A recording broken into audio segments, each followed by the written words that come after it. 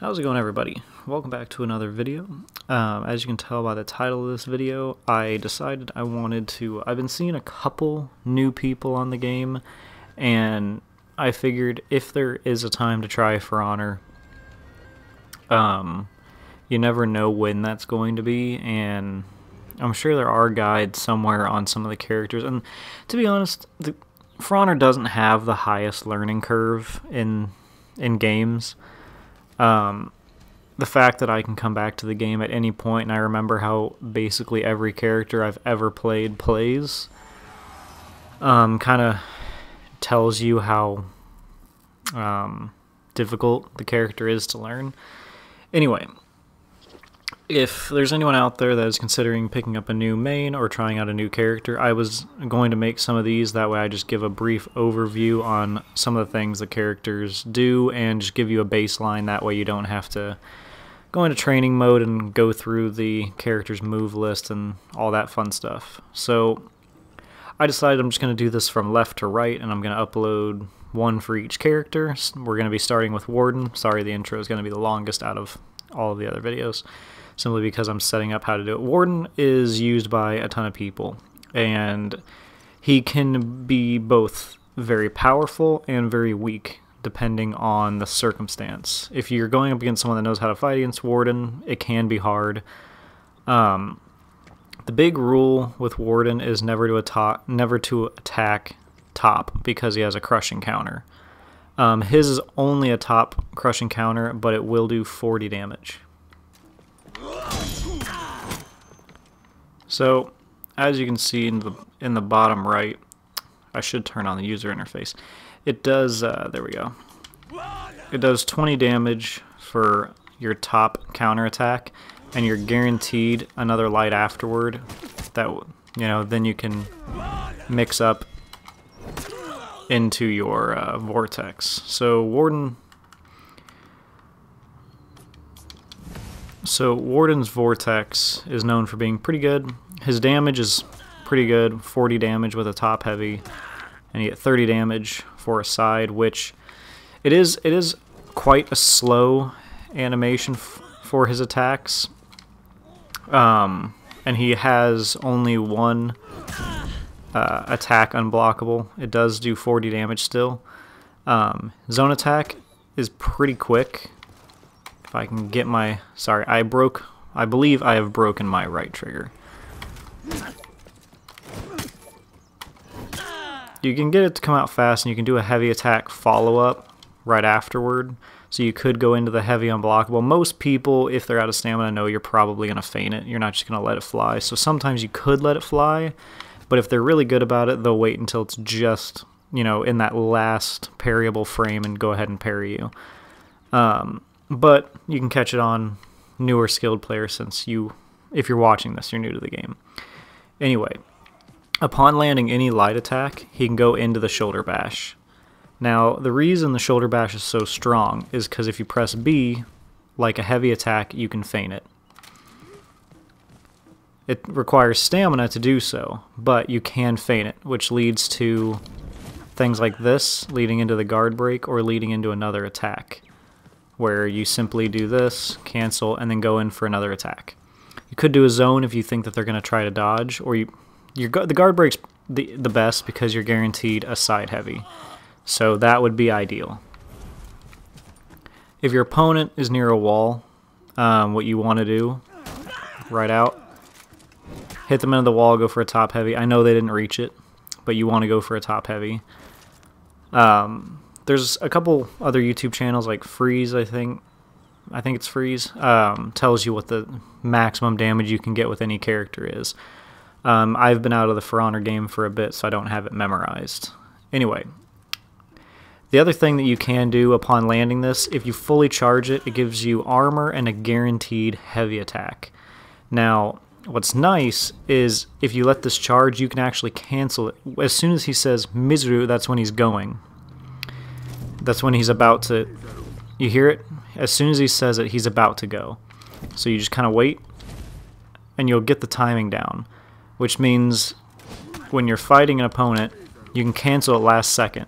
Most people obviously want to dodge that since it's a guaranteed heavy attack. And, you know, as you can see here, it'll also splat on a wall. So that's one of his strongest tools, is if you can get it to fully charge. Now, the one main problem you may run into is that a lot of people won't let you. I've come across a lot of people, as soon as you go into this, they immediately go for a light attack. They don't want you to get into it. You also need to figure out the distance at which your light attack will hit, because distance is very, very good on Warden. Your side lights, you're guaranteed a second one upon the first one connecting, which ends up at 12, and then the second one ends up at 6 damage, giving you a total of 18. The top does 15 damage.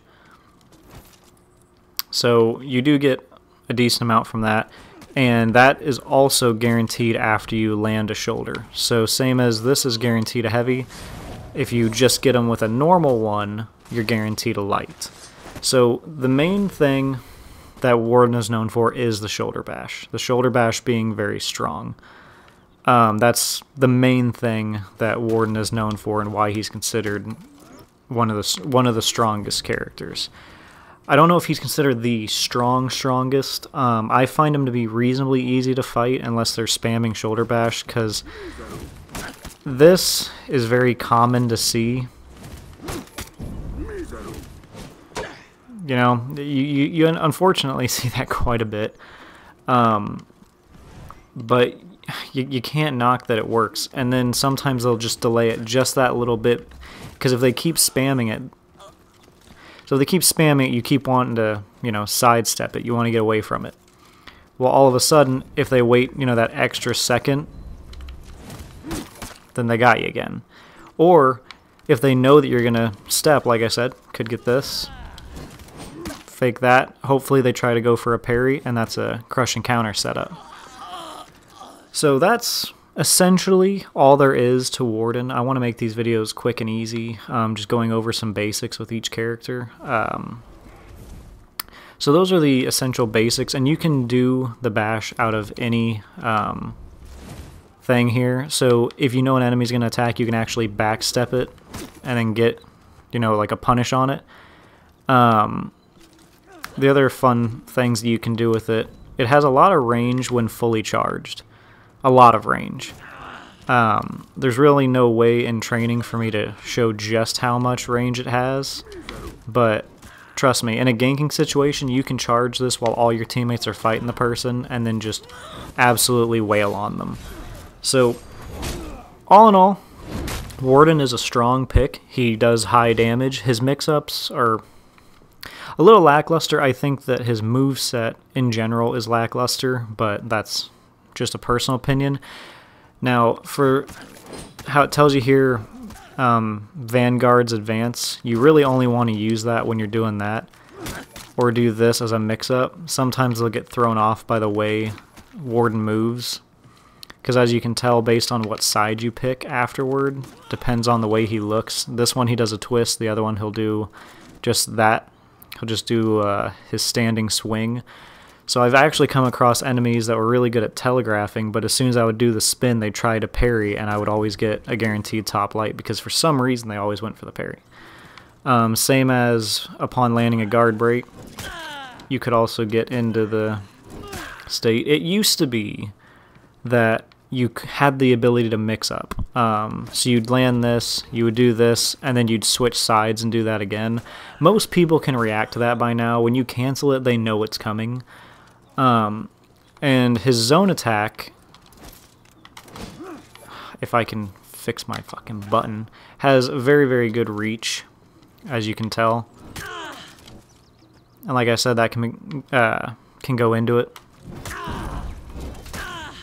And sometimes you want to let that fly. Otherwise, what could work sometimes is feigning right after that, getting just out of reach, and hoping that they do a heavy and then they try to get away fast enough and you're able to land the fully charged. But those are the basics of Warden. If you go through his basic moves, I mean, he does have a heavy attack into a light.